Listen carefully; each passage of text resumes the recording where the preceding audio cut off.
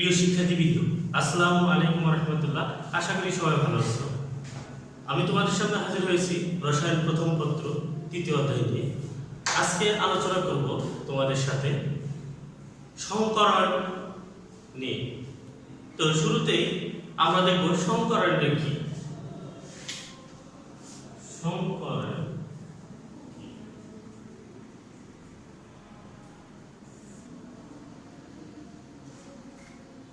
সমকরণ কি? আসলে তো পরমাণুতে অনেকগুলা পরমাণুর যে ইলেকট্রন বিন্যাসগুলো থাকে, সেই ইলেকট্রন বিন্যাসগুলোর কি একটা যোজ্যতা স্তর থাকে। এই কারণে আমরা সমকরণের সংজ্ঞাটা এইভাবে দিতে পারি যে কোনো পরমাণুর যোজ্যতা স্তরে এক বা একাধিক ভিন্ন শক্তির অরবিটাল মিশ্রিত হয়ে সমশক্তির সমসংখ্যক অরবিটাল উৎপন্ন করার প্রক্রিয়াকে সমকরণ বলে। আমি আবার বলছি, কোনো পরমাণুর যোজ্যতা স্তরে এক বা একাধিক ভিন্ন শক্তির অরবিটাল মিশ্রিত হয়ে সমসংখ্যক সমশক্তি অরবিটাল উৎপন্ন করার প্রক্রিয়াকে সমকরণ বলে। আসলে সমকরণ আমাদের এখানে 7টি পারমাণবিক অরবিটাল অনুযায়ী আলোচনা করা যেতে পারে। সেই তুলনায় আমি লিখতে পারি যে sp সমকরণ, sp2 সমকরণ, sp3 সমকরণ,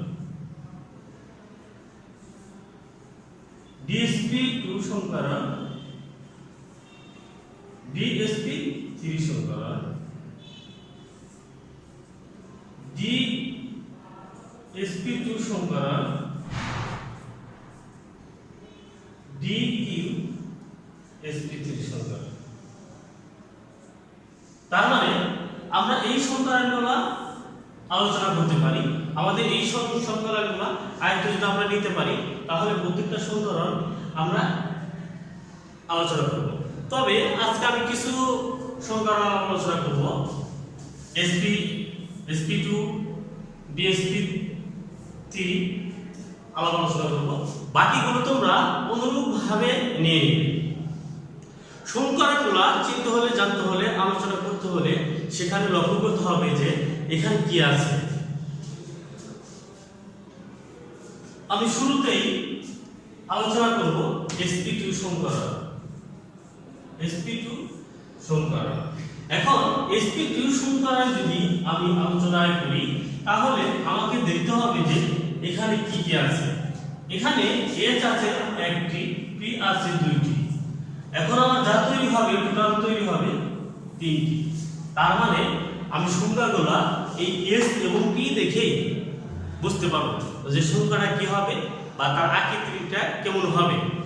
তো আমি এখানে S আছে একটা, P আছে দুইটা, এই জন্য আমি লিখতে পারি যে এই সংখ্যাটা এইভাবে দিতে পারি যে কোন পরমাণুর যোজ্যতা স্তরে একটা S অরবিটাল, দুইটা P অরবিটাল মিলে 3টি সমশক্তি সমসংখ্যক অরবিটাল উৎপন্ন করার প্রক্রিয়াকে sp2 সমকরণ বলে। আমি আবার বলছি, একটা S অরবিটাল ও দুইটা P অরবিটাল মিলে 3টি সমশক্তি সমসংখ্যক অরবিটাল উৎপন্ন করার প্রক্রিয়াকে কি বলে?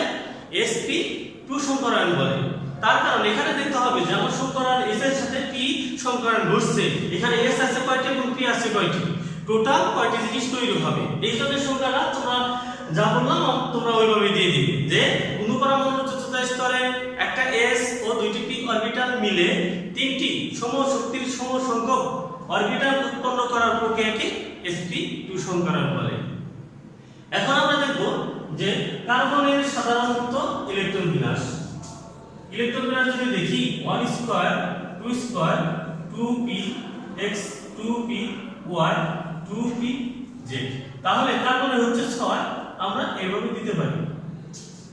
যখন কার্বন কি হবে, উত্তেজিত হবে, তখন এক ইলেকট্রন বিন্যাসটা হবে 1 square 2s1 2px 2py 2pz1।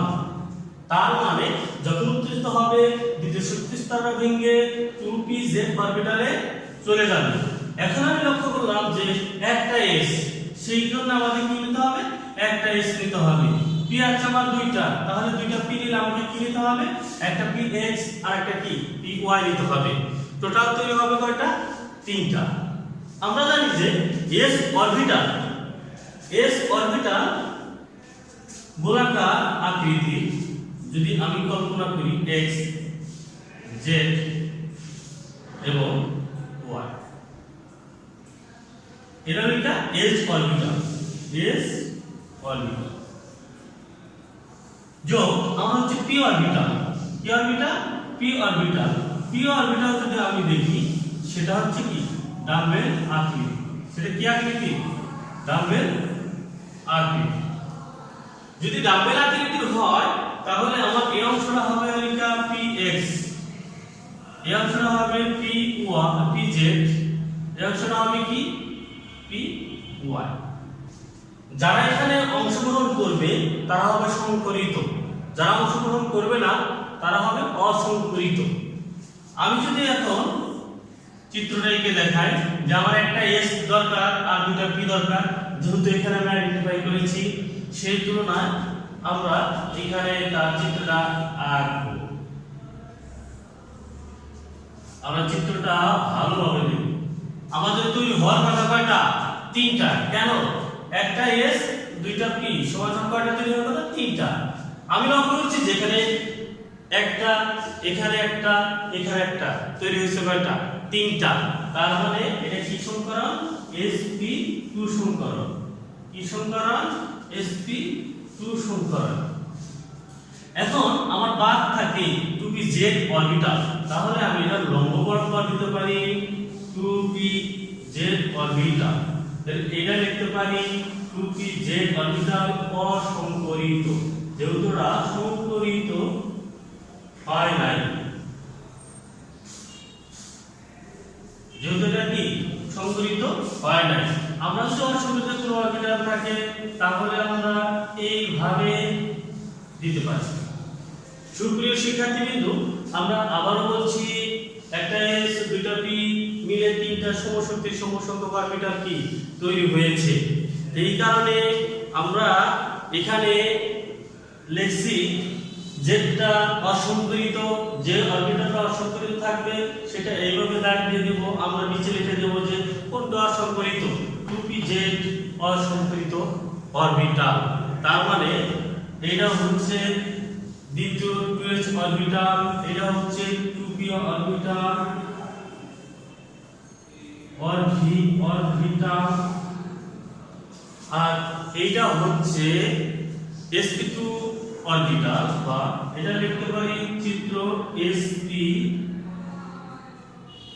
Orbital বা সমীকরণ sp2 সমীকরণ।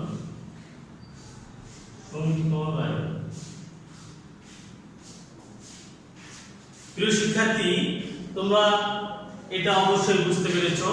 আমরা sp2 সমীকরণের আলোকে এখন আমরা দেখব যে ইথিলিন অণুর গঠনটা কেমন। কোন অণু, ইথিলিন অণুর গঠনটা কেমন।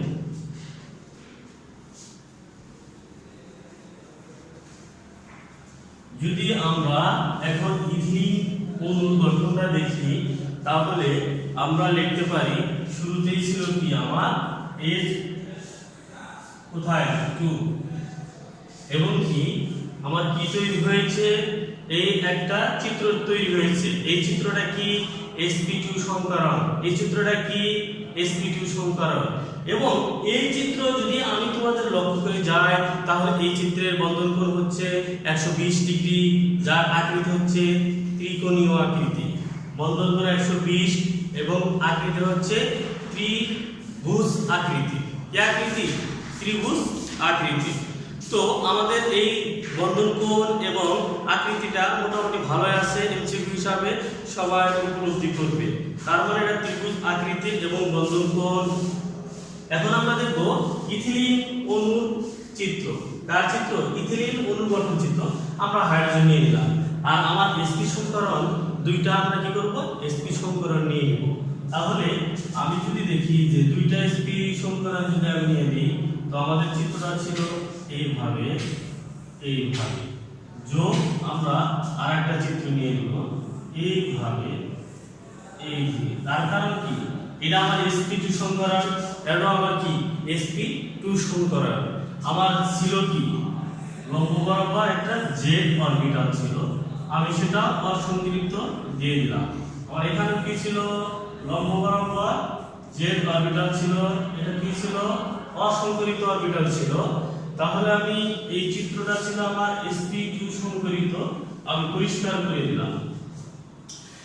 যদি আমরা এই দিকে লক্ষ্য করি তাহলে এই সমীকরণের সাথে আমি sp সংকরণ sp সংকরণ করা, sp সংকরণ এখানে দুইটা sp সংকরণ আমি কি দিছি দুইটা হাইড্রোজেন।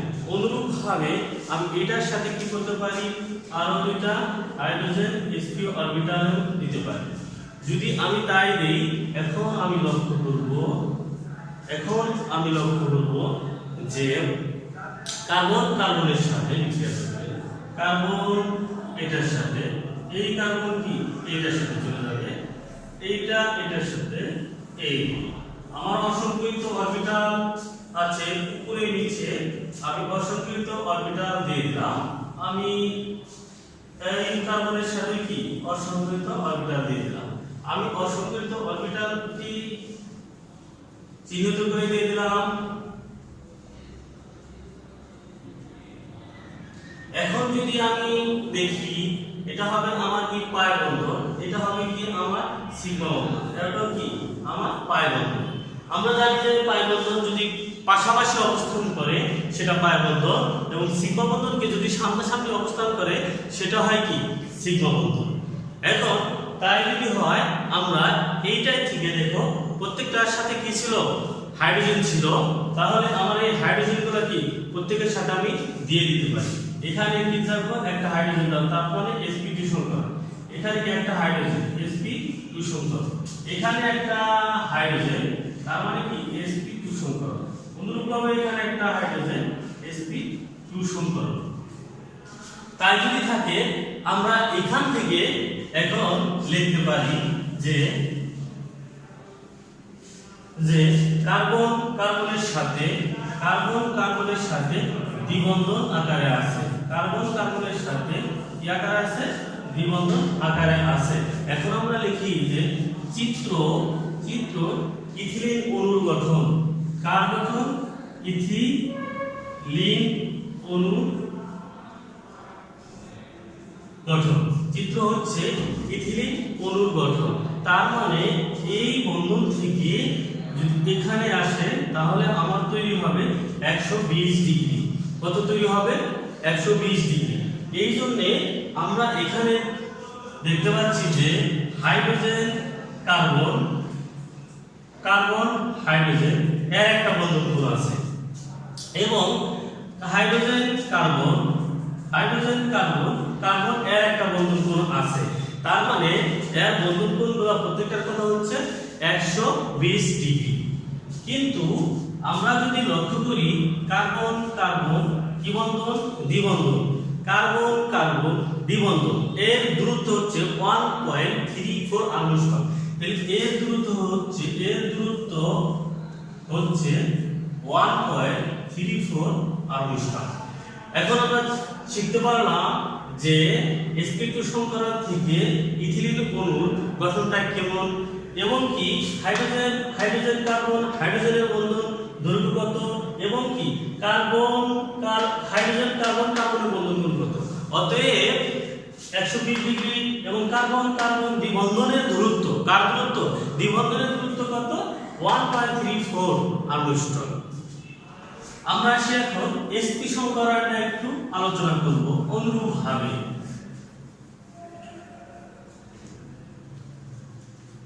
যদি আমরা লিখব sp সংকরণ, কি সংকরণ sp সংকরণ। আমরা পূর্বের মতো এই সংখ্যাটা দিয়ে দিব। এখানে আছে কি কি s আছে একটা, p আছে একটা, তার মানে আমার টোটাল তৈরি হবে কয়টা দুইটা। এই কারণে বলবে কোন পরমাণুর যৌথতা স্তরে একটা s একটা p অরবিটাল মিলে সমশক্তির দুইটি অরবিটাল উৎপন্ন করার প্রক্রিয়াকে কি বলে sp সংকরণ বলে। আমি আবার বলছি কোন পরমাণুর যৌথতা স্তরে একটা s অরবিটাল ও একটি p অরবিটাল মিলে দুইটি সমশক্তির সমসংখ্যক অরবিটাল উৎপন্ন করার প্রক্রিয়াকে sp সংকরণ বলে। তাহলে আমরা দেখি পূর্বের মতই যে কার্বনের সাধারণ ইলেকট্রন যদি আমরা লিখি 1 square 2 square 2px1 2p1 2pz not. অর্থাৎ ইহা হচ্ছে কার্বনের সাধারণ ইলেকট্রন বিন্যাস এবং উত্তেজিত যদি অবস্থা থাকে তাহলে আমরা লিখতে পারি 1 square 2s1 2px1 2py1 2pz1। আমার দরকার একটা s এবং একটা p। তাহলে আমি প্রথমে রাখবো s অরবিটাল। তাহলে এটা হচ্ছে আমার x, এটা হচ্ছে আমার z, এটা হচ্ছে কি y।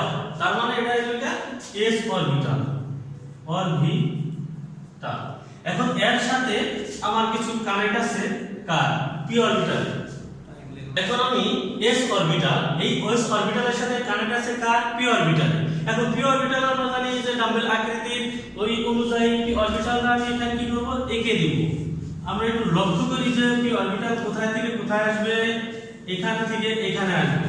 তাহলে আমরা আগে জানি এটা হচ্ছে px, এটা হচ্ছে pz, এটা হচ্ছে কি py। যদি আমরা এটা লক্ষ্য করি তাহলে আমার তৈরি হবে কয়টা, একটা s একটা p। তাহলে আমি দেখতে পারি যে একটা s একটা p সমমানের কি দুইটি জিনিস তৈরি হবে। তার মানে এটাই হবে কি sp সমকরণ। কি হবে sp সমকরণ। এটা হচ্ছে 2s orbital 2p orbital 2p orbital. তার কারণ এখন আমাকে 2py 2pz এখানে কি সংকরিত হয় না, সেটা কি থাকবে অসংকরিত থাকবে। আমি এইভাবে অসংকরিতগুলো দিতে পারি। আমরা অসংকরিতগুলো চিহ্নিত করি।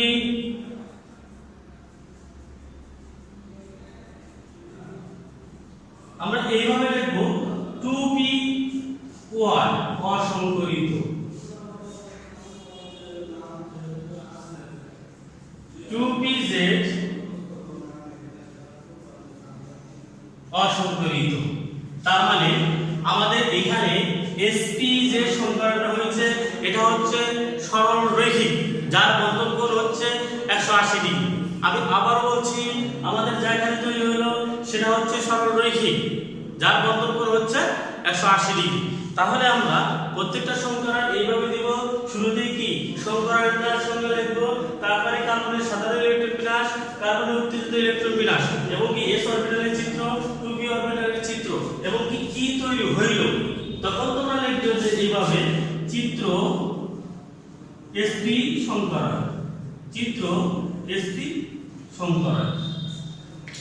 প্রিয় শিক্ষার্থীবৃন্দ, আমরা নেক্সট আরেকটি সংকরণ দেখব। তাহলে আমরা এখন সংকরণ দেখব DSP3 সংকরণ।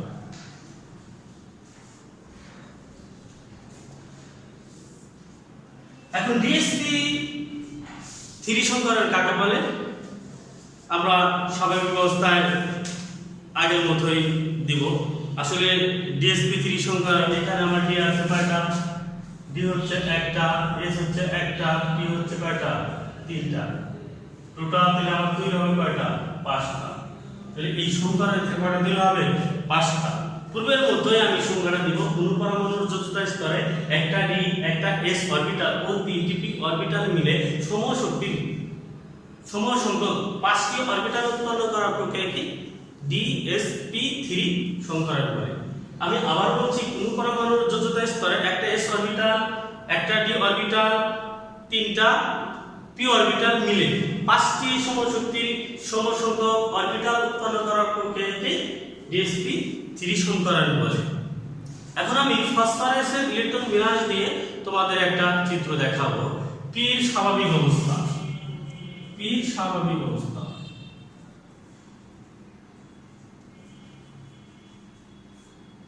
p যদি স্বাভাবিক অবস্থা হয় তাহলে আমরা কি করব, আগে তার ইলেকট্রন বিন্যাস লিখব। 1 square 2 square 2p6 3 square 3p3 এবং কি 3d নট। আমি যদি বক্স আকারে দেই তাহলে তো আমার শেষে ঠিকাই দিতে হবে, যেহেতু এখানে কি d আছে। তখন আমরা এইভাবে বক্স আকারে দেব যে s অরবিটালের জন্য এক ঘর, p অরবিটালের জন্য কয় ঘর, তিন ঘর। একটা করে স্পিন আমাদের আছে এবং d এর জন্য কয় ঘর, পাঁচ ঘর। তাহলে d এর জন্য পাঁচ ঘর আমাদের যে অরবিটালে কোনো কি ইলেকট্রন নাই। তার মানে এটা হচ্ছে এটা 3s 3p 3d। এই 3d অরবিটাল হচ্ছে ফাঁকা অরবিটাল। যদি আমি p রে কি করি উত্তেজিত অবস্থা, কি অবস্থা উত্তেজিত অবস্থা, যদি উত্তেজিত অবস্থা থাকে তাহলে আমরা দেখতে পারি যে এই 3s অরবিটালটা ভেঙে কোথায় উপনীত হয় d তে উপনীত হয়। তাহলে আমরা তখন এই অবস্থাটা আমরা এইভাবে লিখতে পারি p তো তিনটা আছে এবং একটা d তে 3s অরবিটাল ভেঙে উপনীত হয়। তার মানে এটা হচ্ছে 3s 3p 3d। যদি তাই হয় তাহলে আমরা এখন দেখব যে আমার দরকার ছিল একটা d একটা s তিনটা p।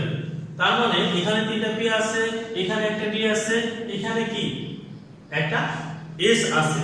এইজন্য আমরা লিখতে পারি যে p সংকরিত অবস্থাটা কিভাবে সম্ভব। তাহলে আমরা লিখব p টা হচ্ছে সংকরিত অবস্থা। কি অবস্থা সংকরিত অবস্থা। সংকরিত অবস্থা যদি ধরি তাহলে আমরা তো আমার ন্যূনতম কি পাঁচটা জিনিস তৈরি হবে। তাহলে যদি ডট ডট দিয়ে আমি পাঁচটা জিনিস আমি নিজ আয়ত্তে নিয়ে নিই তাহলে পাঁচটা জিনিস কি সংকরিত অবস্থায় আমি এইভাবে লিখতে পারি। তাহলে আমি কি দিয়ে দিলাম পাঁচটা জিনিস একত্রে দিয়ে দিলাম। আমার 3D ফাঁকা অরবিটাল কয়টা হলো চারটি হলো। এই জন্য তখন আমি 3D অরবিটাল চারটা ফাঁকা এখানে আমি দিয়ে দিলাম। তখন আমরা লিখব যে DsP3 সংকরায়ন। আর এখানে আমরা লিখব যে অসংকরিত ফাঁকা d অরবিটাল। কি অসংকরিত ফাঁকা d অরবিটাল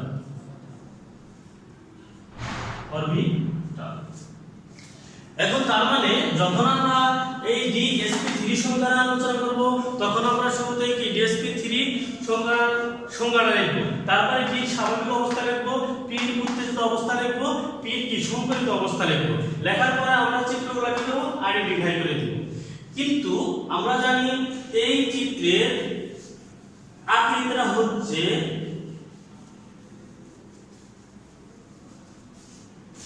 ফসফরাস পেন্টাক্লোরাইড।